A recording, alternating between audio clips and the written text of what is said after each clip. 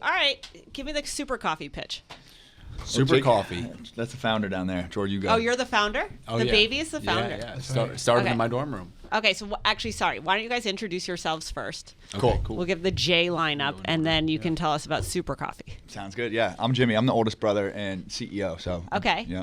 I'm Jake. I'm the middle brother and do head of sales, chief revenue officer. Okay. Sell things. Jordan, youngest brother, and chief operating officer. And it was your idea. Yes, and I founded the company in my dorm room. Okay, so tell us the story of Super Coffee. So I was a freshman student athlete. Okay. I played basketball at Philadelphia University. We had Okay. 5 a.m. workouts. They sucked every single day. Our coach was super old school. Yeah. And then I'd be falling asleep in 8 a.m. class.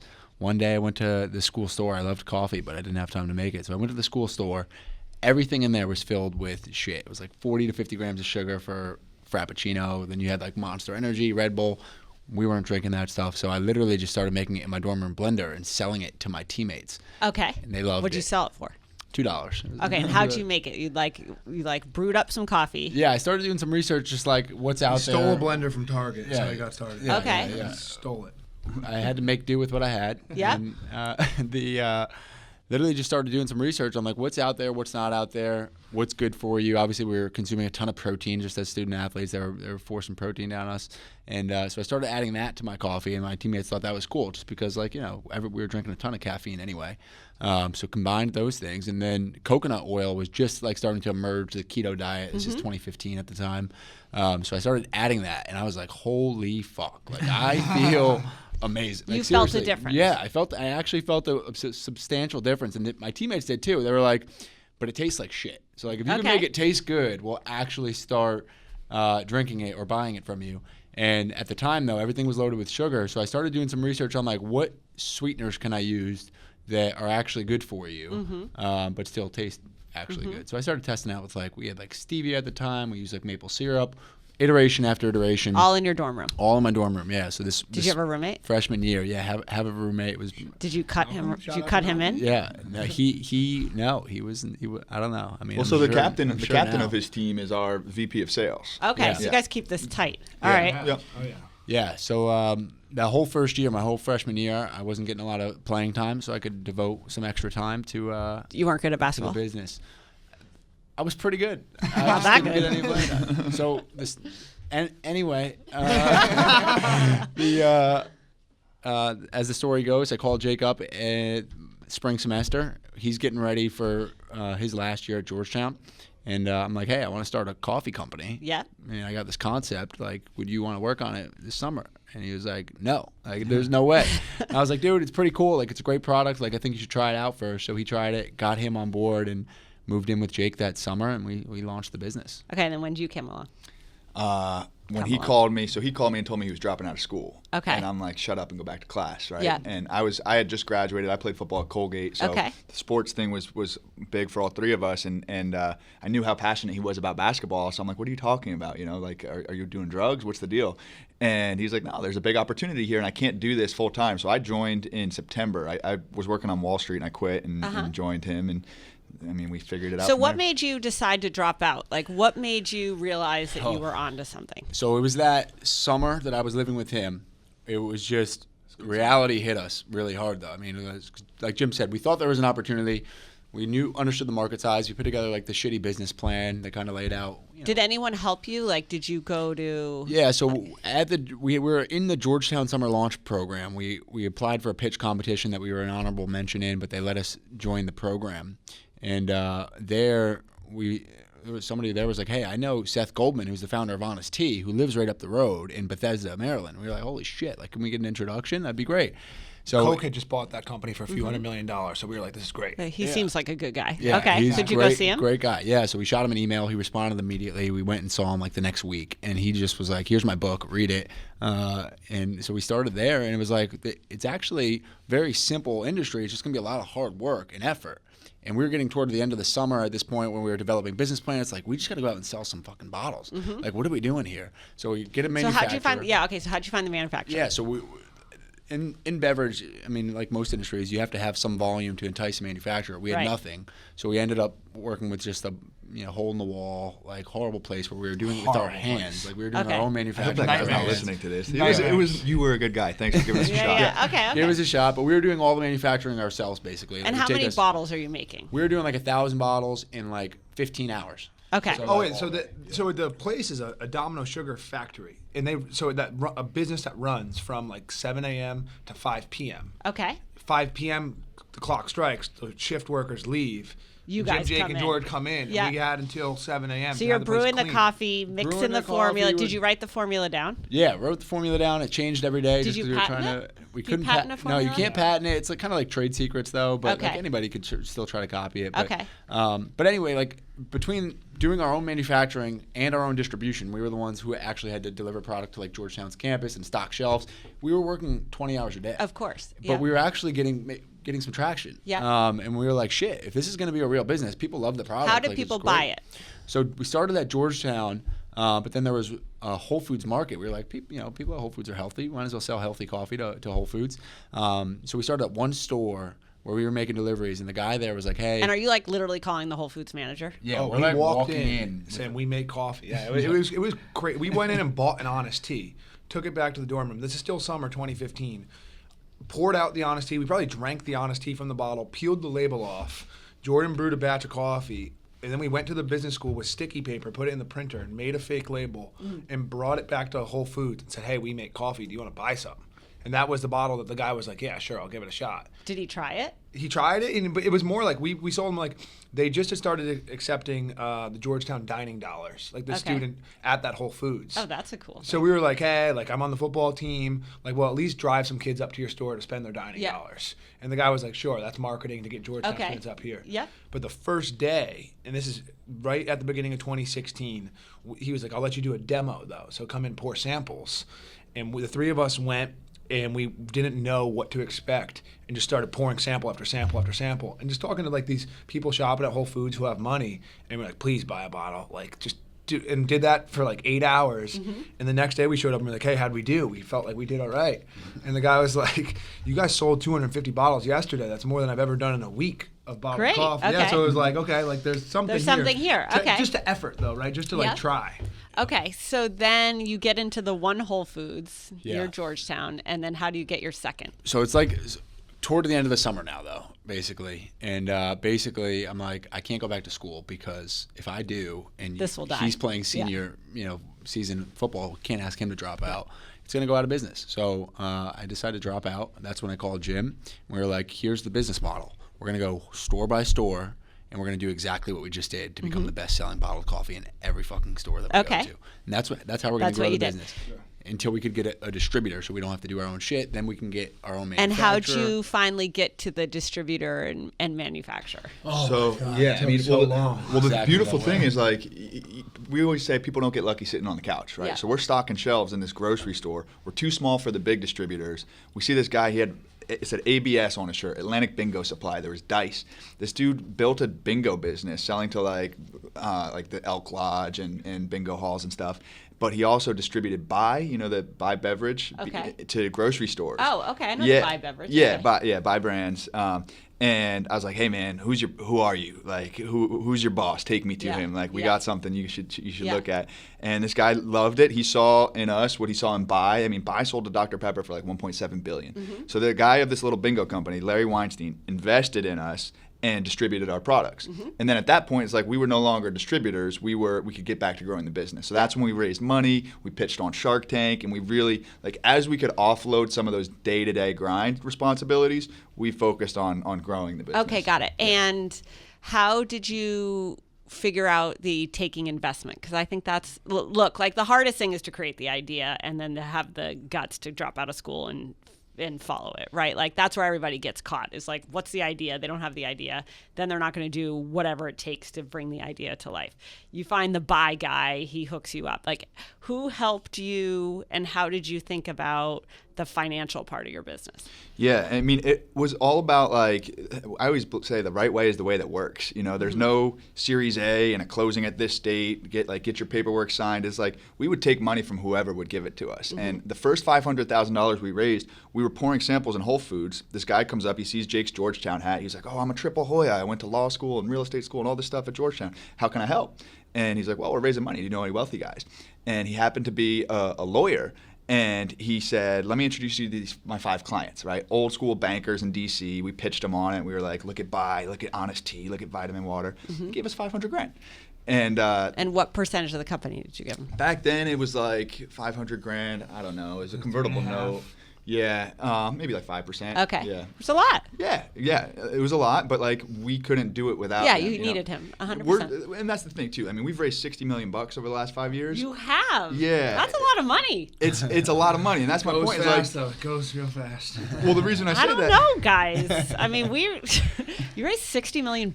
Yeah. Well, beverage Who is manages expensive. that for you? So the money or the fundraising? Either. Well, so I've raised the money. Okay. These guys managed to spend it. Okay. No, but How long is that going to last you? We don't have 60 million. We probably have $10 million in the bank. So it's been over 3 rounds, a seed, Series A, Series B. Yeah, we're at Series C this Are you year. putting it into the business, or did you take a secondary? No secondary. We put it all into the business. So like we're burning like $1.5 million a month. Okay. Yeah. And What's the biggest cost? the biggest cost? So a mature beverage company makes about $1 million per employee, right? So if Okay. you have 100 employees, you do $100 million in sales. Amazing. That math works. Yeah, it's easy. Yep. And last year we did about $600,000 per employee, meaning Okay. we hired ahead of growth. Okay, yeah. And so we're building the team, building the infrastructure. Didn't furlough anybody during COVID. We said we're going to come out of this stronger than when we went into it, at the expense of burning more cash Yep. than we planned. Yep. But like with raising capital comes dilution. You know. Yep. So I mean, my brothers and I were minority owners of this Yeah, business, yeah. and that's okay. Like we're building our dreams with other Yeah. people's money. Yeah. Okay, I got you. And what are the mistakes you've made?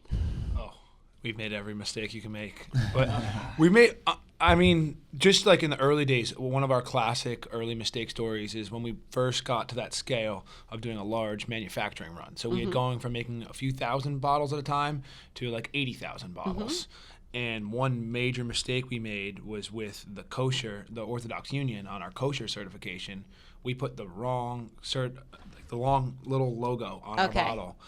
80,000 bottles that we couldn't sell. And it was at that, okay. and it's like $1 a bottle to make. It's a lot of money. We barely Yeah. had $80,000, and Yep. and they were like, "Hey, you need to destroy that inventory." And we're like, if we destroy that inventory, we destroy our business. So the only option we had was to get a Sharpie and Sharpie out the little logo on 80,000 bottles. And we how did it. did you enlist your friends, or did you guys just do it? This is funny and kind of inappropriate, but I went to Home Depot to buy a bunch of Sharpie markers, and I'm driving the white delivery van, and I pull into the parking lot, and I see all these guys standing in the parking lot, and I told her, I said, "I need 5 guys. I'll pay $15 an hour. Here's the job." And I showed them how to do it, and we all went to this warehouse where the bottles were. We were playing music. We ordered Chipotle. Like Awesome. we had 3 a days, blast. yeah. Yeah. 3 days. We Yeah. ripped 80,000 Okay. bottles. I Yeah. love that. Okay, what other mistakes? We spend money like we the one thing I'll say about our Jim mentions we burn $1.5 million a month. We've always said the most valuable thing that we can do is take share from market share of beverage from Coke and Pepsi. And that's still our team's goal every day. But it does come at the expense, right? As founders, if we were not 21-year-old kids that started our business, we would own more of our business than we did today. So I think raising money, and then probably in the early But that's days. not a mistake.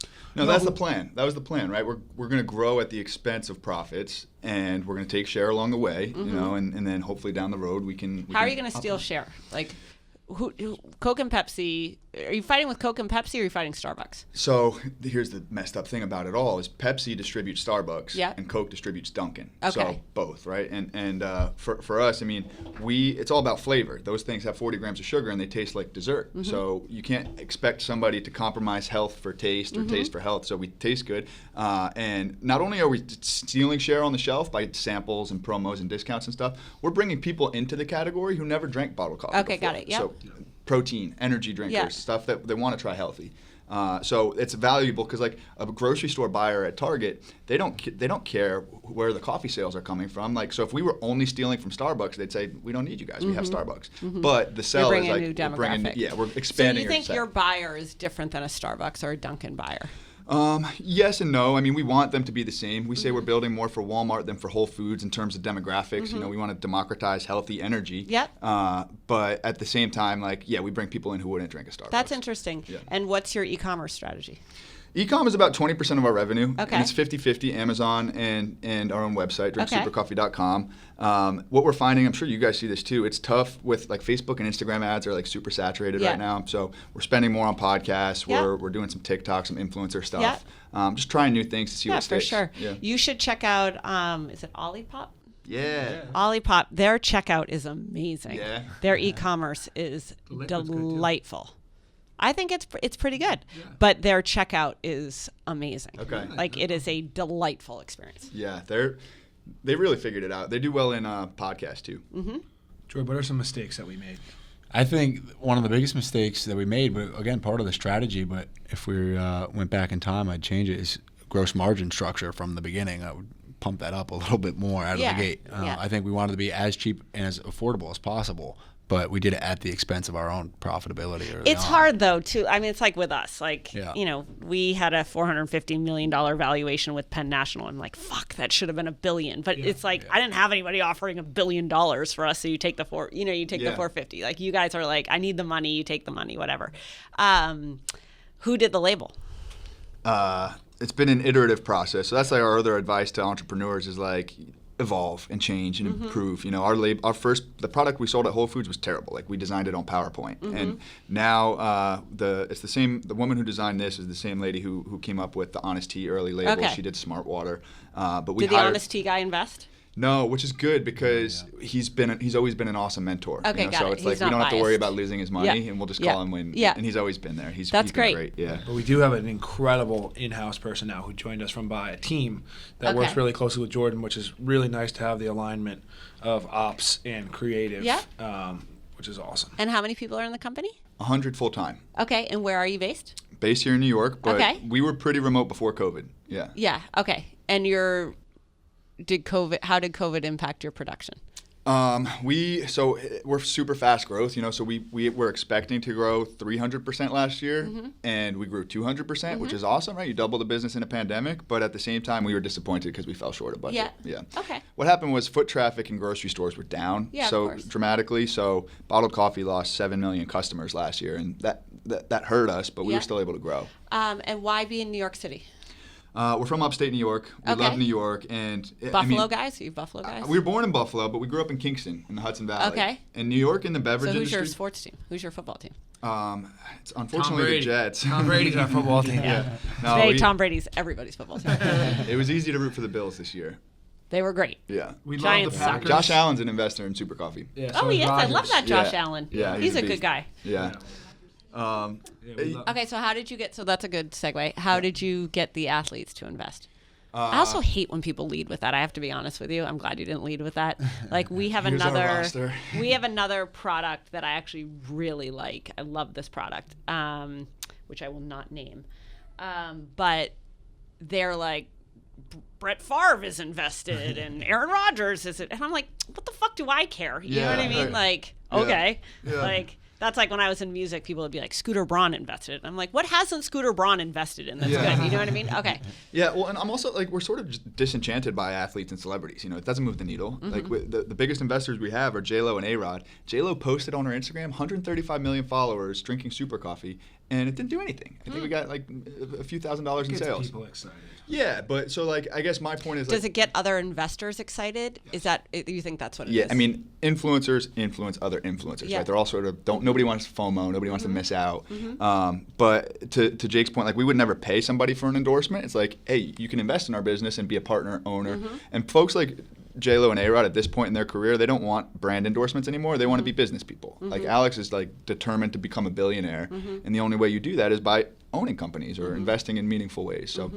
We look for partnerships rather than for like marketing deals. So do you think that's I think what's hard is I was on Clubhouse today and we were talking about how it's the power of a story. I mean, that's what got you guys off the ground. It's like you're college athletes, you know, you had the Georgetown cred, you're mixing up coffee in your dorm room. Like, it's the power of a story. And that what's hard for actresses or actors or musicians or celebrities is that they don't have their own story. The story's in a song or the story's in a role, but like people like Barstool have a very big story. It's a weird story, but it's an authentic story. And like, I think that that's what's interesting for you guys is you have a very good story.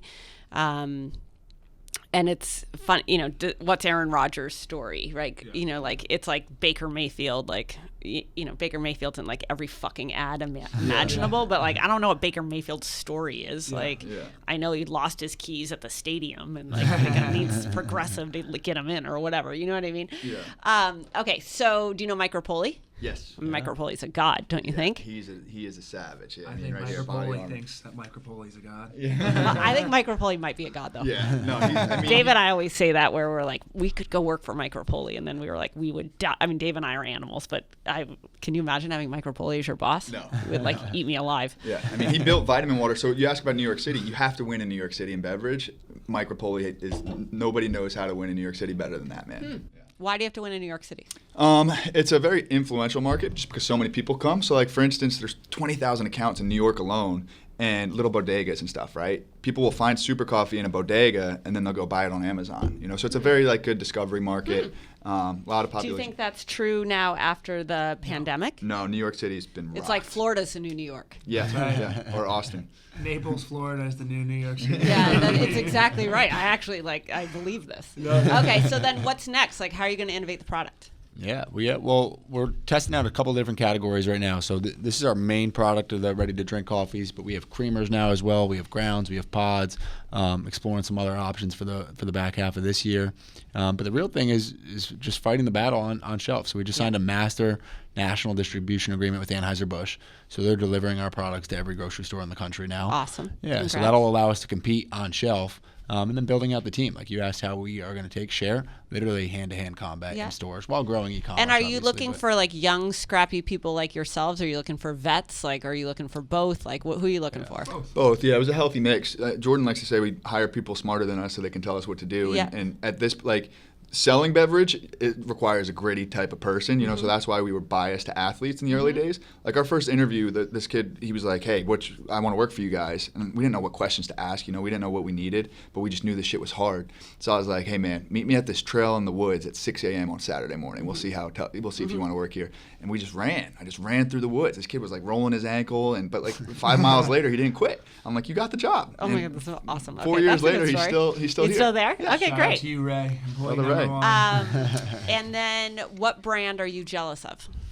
Brand are we jealous of? I think in food and beverage right now, Chobani, for sure. They just announced they're getting ready for an IPO, but they've been doing it at a high level for 15 years already. Yeah, I'd say Chobani or Oatly. Jealous of Oatly. Those guys blew up. You know the oat Wait, milk. is that the guy from the commercial last night singing it? Yeah. Really? Do people drink that?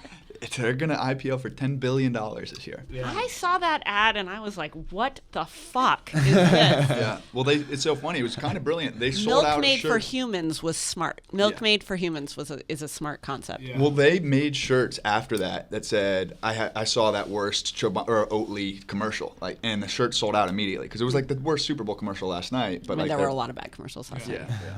We're All right. jealous of High Noon because they get to work with you guys. High Noon is cool. All right. Any parting thoughts? What's your advice to the you at Philadelphia, like college right now? Dream big, evolve, and don't give up. Yeah, I would say you got this. You know, as the 19-year-old kid, you sort of doubt it. You look up at people, you're like, that guy's got something I don't have. But like as you get through it one day at a time, you figure out that you can do it too.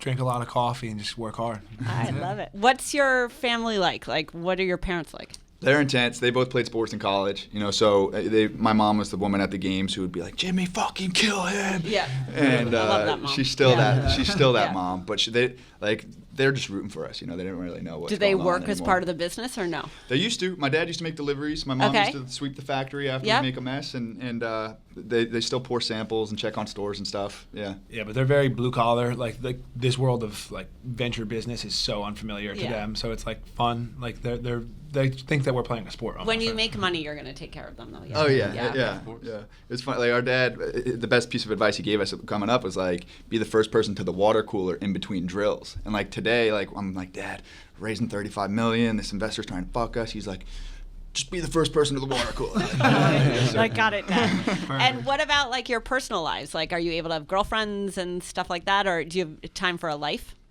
Yeah, I mean, the cool thing is that like this is life, and not a non-alcohol or not in a workaholic type way. Like we enjoy what we do, and we live together, we work together. You all live together too. Yeah, Do you get sick of each other?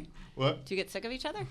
No, I mean I do. I just moved to Texas, so. Oh, you did? Yeah. All right, you're out. He's based in Austin. Okay, Austin's cool. Yeah, I'm I like obsessed with Waterloo Sparkling Water, which Yeah, is an that's Austin really- company. yeah, They are a cool company. Yeah.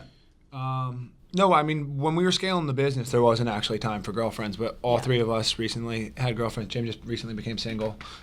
Sorry, Jim. It's all right. Yeah. We never did have girlfriends There's love scaling the out there. business, which was interesting, right? Yeah, Like, so of there course. was a point where we were living together for 4 years straight with no girlfriends, working like 20 hours a day. Yep. So there was value to that for Yeah, sure. of course. Yeah. All right. Well, great to see you guys. Thanks for doing this. You too. So Thanks for having fun. us in here. Absolutely. Glad to do this live. Thanks for the treats. This is so Yeah. fun. I love it.